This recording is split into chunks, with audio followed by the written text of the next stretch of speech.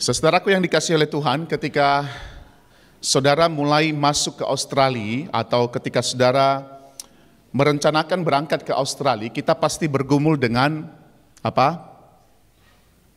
Dengan visa. Sebagian besar kita pasti bergumul dengan visa, bukan? Atau ada yang tidak bergumul dengan visa ketika mau masuk Australia? Di dalam pergumulan itu, saudara, kita menyiapkan berbagai macam dokumen.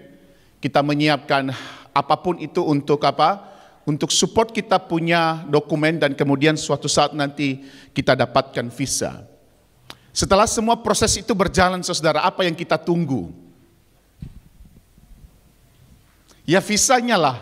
Iya kan ya? Mau nunggu apa lagi? Setelah menunggu visa, saudara ngapain? Ya pesan tiket. Kok kayak gak tahu, gak pernah ke Australia. Saudara, itu adalah proses yang selalu kita tunggu, bukan? Ketika kita siapkan segala dokumen, lalu kemudian kita apply ke pemerintah, lalu kita tunggu, lalu visa itu datang. Dan itu adalah sukacita bagi kita, bukan? Oh, akhirnya saya bisa berangkat ke Australia, saya bisa melakukan segala sesuatu sesuai dengan visa itu di Australia. Saya bisa studi, saya bisa bekerja, bahkan saya bisa membangun kehidupan di Australia. Sebagian besar kita mengalami hal yang sama, saudara. Dan kalau kita membaca Yosua 1, saudara, panggilan Yosua itu adalah visa bagi Yosua untuk masuk ke dalam tanah perjanjian yang Tuhan sudah janjikan kepada bangsa Israel. Maka apa yang terjadi, saudara? Di dalam pasal 1 ayat 2 itu, Allah memberikan panggilan kepada Yosua. Panggilan itu adalah visa bagi dia. Dia mengatakan begini, saudara, hambaku Musa telah meninggal. Sebab itu bersiaplah sekarang, seberangi sungai Yordan, engkau dan seluruh negeri ini, seluruh bangsa ini menuju negeri yang akan kuberikan kepadamu, kepada mereka, kepada orang Israel. Apa yang terjadi ketika Tuhan memberikan panggilan itu? Apa yang harus dilakukan oleh Yosua? Yosua tidak tinggal diam, saudara. Yosua tidak tinggal harus diam-diam dulu. Enggak. Pesan itu sangat responsif. Atau Yosua harus merespon panggilan itu dengan apa? Responsif. Sekarang siap. Saudara, kalau kita membaca bagian ini, maka ulangan itu diakhiri dengan kematian Musa. Kalau kematian Musa itu mereka berkabung 30 hari. Harusnya masih ada perkabungan, bukan? Nah, setelah itu apa yang terjadi? Tuhan mengatakan, tunggu dulu, perkabunganmu udah selesai, bersiaplah sekarang, berangkat seberangi sungai Yordan bersama dengan orang Israel. Artinya apa, saudara? Panggilan itu bukan panggilan yang harus mengatakan, Tuhan tunggu dulu ya, aku masih berduka. Tuhan, aku sudah nyaman dengan hidupku. Aku sudah nyaman dengan kondisi tanah perjanjian di sebelah timur sungai Yordan. Tuhan tunggu dulu sebentar deh biar kami ngaso dulu. Enggak. Dikatakan oleh Tuhan kepada Yosua, sekarang bersiap seberangi sungai Yordan. Apa yang dilakukan oleh Yosua, saudara? Kalau saudara melihat kembali, kita melihat kembali perjalanan itu. Maka di dalam ayat 1, di dalam ayat 10 sampai 11, apa yang dilakukan oleh Yosua? Di saat itu juga dia mengatakan kepada para pasukan, kumpulkan pasukan, siapkan makanan, bekalmu, lalu kita seberangi sungai Yordan. Bukan hanya itu, saudara. Dia mengatakan kepada suku Ruben, suku Gad, dan setengah Manase, hei suku Gad yang sudah punya tanah perjanjian, sekarang waktunya kamu mewujudkan janjimu. Mari sama-sama kita seberangi sungai Yordan. Untuk apa? Menduduki tanah perjanjian. Di dalam konteks ini, saudara, kita melihat bagaimana responsifnya Yosua pada panggilan Tuhan. Saudara, beberapa waktu terakhir ini saya nonton semacam speech-nya Jack Ma. Ada yang tahu Jack Ma lah ya? Jack Ma, saya lihat videonya, saudara, dan ada satu cuplikan yang menarik dari Jack Ma. Jack Ma orang pengusaha besar di China itu. Lalu dia mengatakan begini sebenarnya, ada 3 musuh terbesar seseorang tidak bisa mengalami pertumbuhan. Atau dalam konteks dia mengatakan begini, ada 3 musuh terbesar orang itu tidak bisa mengalami kesuksesan. Yang pertama, saudara, dia mengatakan comfort zone. Bagi Yosua saudara, comfort zone itu ada bukan? Dia sudah ada di tanah perjanjian di sebelah timur Sungai Yordan. Comfort zone. Zekmak itu mengatakan begini, orang tidak akan maju, orang tidak akan sukses. Bahkan saya terjemahkan dalam bahasa Kristen, orang tidak akan bisa bertumbuh kalau dia hanya ada dalam comfort zone. Dalam arti begini saudara, dia tidak mau berubah sekalipun perubahan itu berguna. Dia tidak mau berguna sekalipun perubahan itu menolong dia untuk bertumbuh. Orang sudah ada di comfort zone. Yang kedua saudara, dia mengatakan list helplessness. Artinya apa saudara? Selalu mencari alasan untuk mengatakan, oh aku tidak bisa. Bagi Yosua sangat gampang sekali dia mengatakan, Tuhan aku tidak bisa, aku tidak seperti Musa. Yosua bisa mengatakan, Tuhan kan Musa kan lebih besar daripada aku tidak bisa. Kalau itu terjadi saudara, maka tidak akan pernah terjadi sejarah Israel yang kita kenal dalam kitab Yosua. Yang ketiga saudara, yang ketiga itu adalah the path of least resistance. Artinya apa begini saudara, dia mengatakan begini, hanya mengandalkan jalan yang mudah untuk mencapai sesuatu. Hanya mengandalkan the easy way to reach something, to achieve something. Dan ingat baik-baik saudara, tidak pernah ada sesuatu yang besar yang digapai dengan jalan mudah. Dan itu yang terjadi di dalam perjalanan Yosua bukan? Dia menerjang banyak hal. Dia berhadapan dengan bangsa Israel. Dia berhadapan dengan bangsa Kanaan. Apa yang ingin saya katakan dalam konteks Yosua saudara? Ketika Tuhan memanggil Yosua, sebenarnya Tuhan itu mengeluarkan Yosua dari comfort zone. Selama ini dia ada di bawah bayang-bayang Musa yang besar itu. Dan sekarang Yosua, kamu kesini Yosua, kamu seberangi Sungai Yordan, bersiap dan seberangi Sungai Yordan. Tapi Tuhan tidak hanya mengatakan, aku mengeluarkan kamu dari comfort zone, enggak. Kamu keluar dari comfort zone, tapi ada satu janji yang dia katakan, aku bersama dengan engkau. Ya, keluar dari comfort zone, tapi ingat, aku bersama dengan engkau. Aku akan menyertai engkau kemanapun engkau pergi. Wow, sesuatu yang luar biasa bukan? Keluar dari comfort zone itu tidak enak saudara. Tapi kita bersyukur, Yosua bersyukur ada Tuhan yang bersama dengan dia. Ketika Yosua dipanggil untuk memimpin Israel, Yosua ingin mengatakan, Tuhan aku tidak bisa. Aku tidak mampu, tapi Tuhan mengatakan, you can do it. Kenapa? Karena aku bersama dengan engkau. Yosua mengatakan, Tuhan aku kesana itu tidak easy. It's not easy way. Tapi Tuhan mengatakan, enggak, aku bersama dengan engkau. Aku tahu itu bukan jalan mudah. Tapi aku bersama dengan engkau saudara. Maka apa yang kita bisa pelajari dari Yosua 1? Yosua 1 itu saudara. Dari Yosua 1 orang percaya bisa melihat pribadi Allah. Dan apa kerinduannya bagi umatnya. Yang pertama saudara, siapa itu Allah? Allah dalam konteks ini kita lihat sebagai Allah adalah pribadi yang berjanji dan bersedia menepati janji. Siapa yang suka berjanji di sini? Suami-suami suka janji makan enak sama istri, sering ditepatin enggak? Kayaknya sering lah ya. Istri-istri janji apa begitu sama suami, sering ditepatin enggak? Mungkin kita bisa gagal berjanji dan bersedia menepati janji. Tapi di dalam konteks ini kita bisa lihat Allah adalah pribadi yang berjanji dan bersedia menepati janji. Apa itu saudara? Kalau kita memperhatikan Yosua 1, 3 sampai 5 dan 9, janji itu adalah janji yang telah terbukti di masa lalu.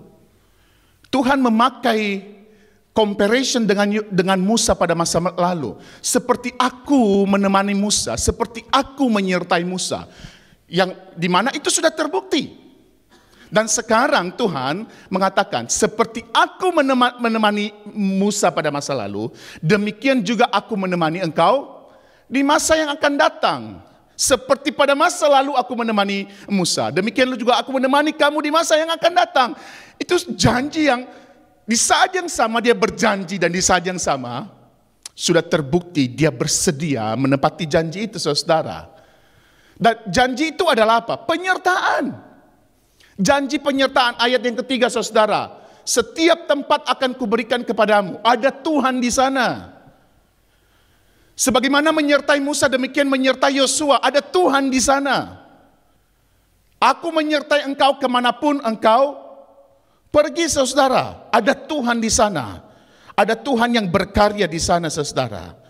Dan bukankah ini menarik ketika kita melihat kembali di dalam perjanjian baru?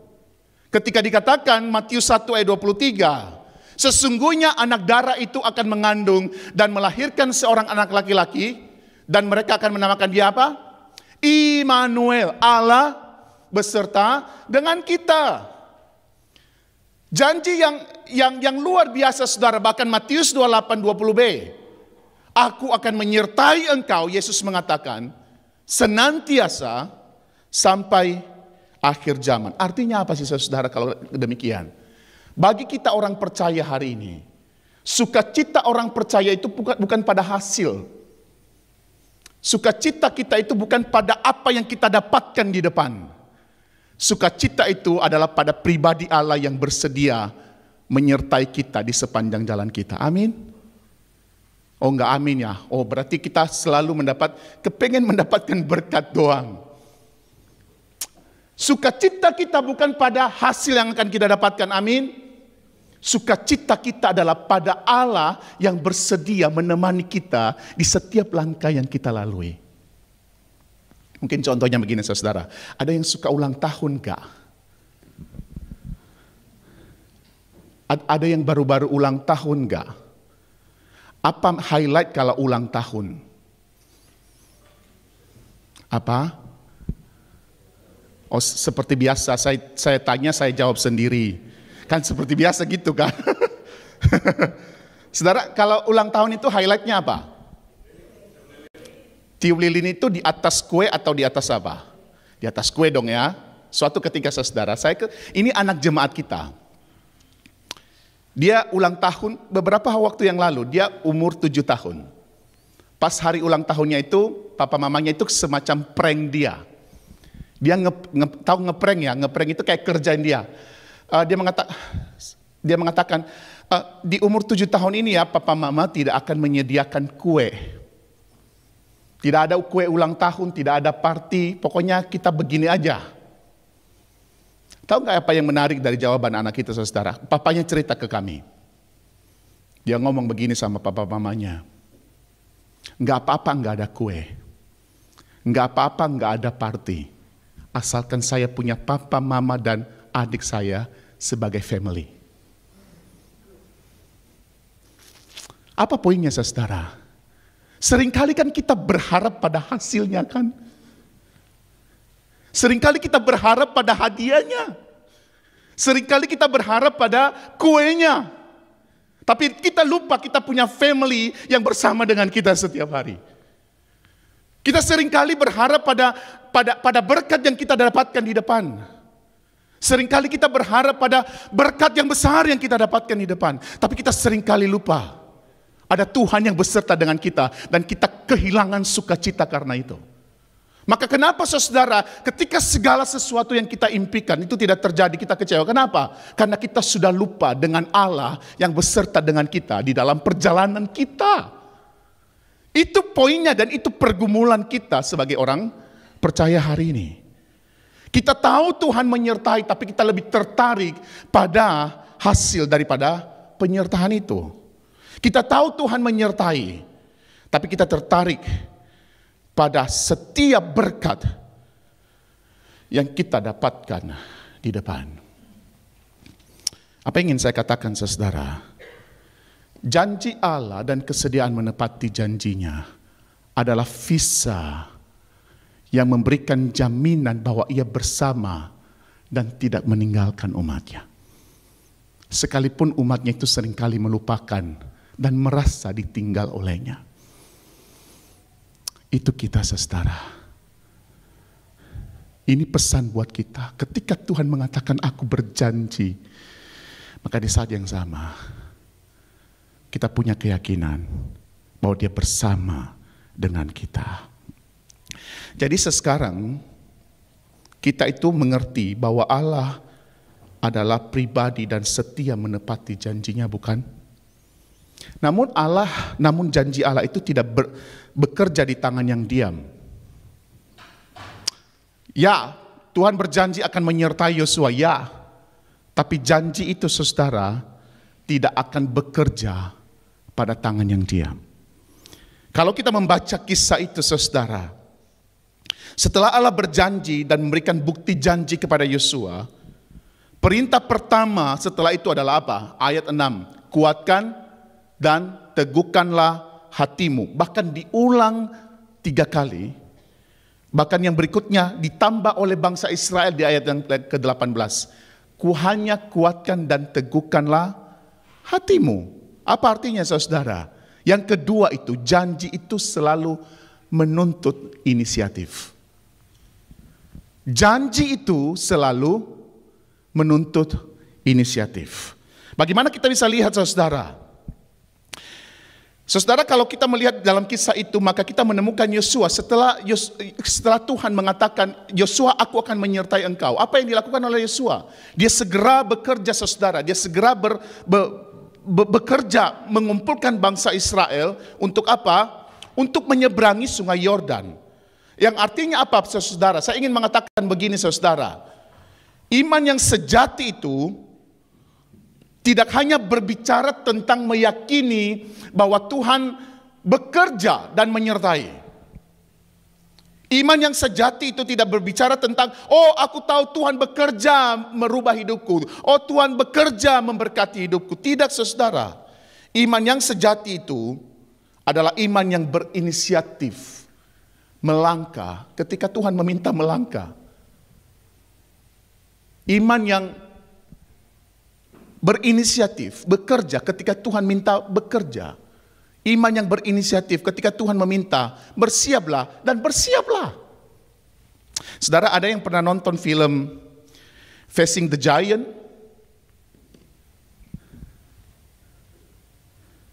Ada yang pernah nonton, ini film tua sih, tahun 2006. Oh, Kohandri pernah nonton. Saudara, ada satu adegan di dalam film itu. Adegannya itu adalah The Death Crawl, di mana mereka harus latihan. Harus latihan. Timnya ini, tim dari film ini tuh kalah melulu. Tapi ada satu anak yang ada dalam komunitas mereka, klub mereka itu punya badan kuat, badan besar, badan kuat, tapi dia selalu pesimis dalam kehidupannya. Lalu pada suatu latihan, mereka harus melewati garis panjang, harus sampai pada ujung itu dan jauh sekali, saudara. Dengan menggendong temannya di belakang. Seperti model gini, kayak gitu, saudara. Lalu anak muda yang ini, saudara, disuruh oleh pelatihnya, "Hei, kamu yang paling kuat, kamu harus bisa melindungi teman kamu harus bisa memberikan kemenangan kepada tim ini." Tapi apakah akan memberikan kemenangan dengan diam, saudara? Enggak. Di masa latihan, saudara, pelatihnya itu suruh, tutup mata kamu, lalu kamu harus merangkak, tapi saya taruh teman kamu di atas. Lalu di dalam perjalanan itu, saudara, dia udah mulai, aduh gak bisa nih. Lalu apa yang dikatakan oleh pelatihnya? Don't give up, I'm be with you. Saya bersama dengan kamu, kamu bisa dengar saya, sebentar lagi sampai. Lalu apa yang terjadi, saudara? Anak ini bisa melewati tantangan besar itu dengan apa? Dia berjuang, dia bekerja, dia merangkak sampai ke ujung yang ditentukan oleh pelatihnya. Apa yang ingin saya katakan, saudara? Iman yang sejati itu tidak hanya berbicara tentang, oh aku ada Tuhan yang menyertai, enggak. Tapi bersedia melangkah, bersedia bekerja, bersedia ketika Tuhan meminta. Lalu apa permintaan Tuhan kepada Yosua, saudara? Kalau saudara melihat Permintaan Tuhan kepada Yosua itu sederhana, saudara. Kuatkan dan teguhkanlah hatimu. Dalam kuatkan dan teguhkan hatimu itu ada 3 hal yang harus dilakukan oleh Yosua. Harus resolve, harus reflect, dan rely. Apa itu resolve, saudara? Persoalan pertama yang diselesaikan oleh Yosua adalah apa? Memanggil bangsa Israel. Memanggil bangsa Israel, dan bukan hanya bangsa Israel yang belum mendapatkan tanah Kanaan, tapi bangsa Israel yang sudah mendapatkan tanah Kanaan. Itu persoalan pertama yang dia harus selesaikan. Memanggil seluruh bangsa Israel, seluruh pasukan Israel tanpa terkecuali. Semua harus bisa ikut berperang, semua harus ikut terlibat untuk mengokupai tanah perjanjian. Apa yang terjadi, saudara? Semua Israel terlibat di dalam perjalanan itu. Yang berikutnya, saudara, kenapa dia bisa memanggil itu? Karena bangsa dia mempraktekkan apa yang dikatakan oleh Musa sebelumnya. Dia reflect, lalu dia memanggil, dan dia bersandar pada penyertaan Tuhan. Itulah yang terjadi di dalam bangsa, di dalam diri Yosua. Saudara, sebenarnya dalam diri Yosua itu akan ada potensi besar. Dia mengatakan, udahlah suku Ruben, udahlah suku Gad, udahlah suku setengah Manasye itu tinggal di sana aja. Kalian kan udah nyaman hidupnya, kalian gak perlu. Akan ada semacam potensi bagi Yosua untuk tidak fair kepada seluruh bangsa Israel. Akan ada potensi di mana dia tidak hanya melihat sebagian untuk dibawa ke tanah perjanjian, dan kemudian yang sudah settle down dia taruh di sana. Akan ada potensi di mana dia, kalian dekat dengan Musa, lalu yang belum, mari kita berangkat. Hanya sebagian saja yang berangkat. Apa yang dilakukan oleh Musa, saudara? Dia justru melakukan yang sebaliknya. Dia memanggil semua bangsa Israel. Dia memanggil semua pasukan bangsa Israel untuk bersama-sama dengan dia untuk berperang melawan tanah Kanaan. Apa yang ingin saya katakan dari bagian ini, saudara? Janji Tuhan itu, saudara, selalu menuntut inisiatif. Dan inisiatif itu dimulai dari prinsip. Apa prinsipnya, saudara? Tidak ada yang lebih tinggi, tidak ada yang lebih rendah. Tidak ada yang lebih yang settle down. Dan kemudian ada proses hidup yang dia jalani, di mana dia bekerja, dia merilai pada penyertaan Tuhan. Janji Tuhan itu selalu menuntut inisiatif. Inisiatif itu dimulai dari prinsip, di mana mereka harus pergi ke sana, dan dimulai dengan proses, dilanjutkan dengan proses, di mana dia harus memanggil bangsa Israel, dan kemudian praktek hidup, dia bekerja bersama dengan bangsa Israel. Bagaimana dengan kita hari ini, saudara? Di dalam kehidupan kita sehari-hari, kita tahu Tuhan menyertai kita, bukan? Kita tahu Tuhan berjanji menyertai kita. Tapi apa inisiatif dari kita ketika Tuhan meminta sesuatu? Saudara, mungkin ini menjadi poin bagi kita hari ini. Seringkali di dalam Alkitab kita itu kita tahu bahwa Tuhan itu tidak memandang muka. Ini saya bawa ke aplikasinya. Tuhan tidak memandang, bagi Yosua dia tidak memandang muka siapapun. Semua harus ikut. Di dalam Alkitab kita itu kita menemukan bahwa Tuhan itu bukan Allah yang memandang muka. Janganlah iman itu kamu abaikan dengan memandang muka. Dalam konteks kita hari ini, saudara, seringkali terjadi kasih itu seperti hanya semacam slogan bagi kita, tapi kita tidak pernah bisa mempraktekkan. Ketika Allah bilang mengasihi sesama, harus butuh inisiatif, bukan? Kita refleksi dan kita lakukan dalam hidup kita. Tapi berapa banyak di antara kita hari ini, ketika kita bersekutu, ketika kita berkomunitas, kita seringkali memandang muka, bukan? Di dalam konteks pelayanan kita, kita memilih kita pelayanan dengan siapa. Kita memilih dengan orang-orang ini saja kita pelayanan, dan tidak mau pelayanan dengan yang lain. Itu kan cara kita di mana kita masih di dalam konteks kita tahu kita beriman, tapi inisiatif kita tidak pernah berjalan. Saya bersyukur, saudara, kita tinggal di Australia, di mana a fair go for everyone. Bagi Yosua, fair Go for everyone. Tidak ada yang dianaktirikan, tidak ada yang dianak emaskan di Israel. Semua sama, mari kita ikut berperang. Dan itu menjadi pesan bagi kita hari ini. Ketika pemimpin mengajak kita bersama, mari bersama-sama untuk berjalan.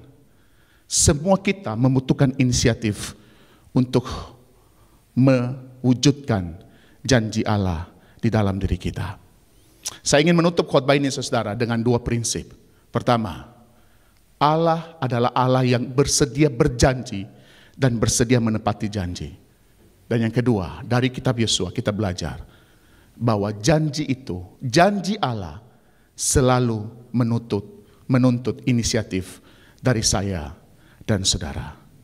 Kiranya Tuhan memberkati kita semua. Amin. Mari kita berdoa.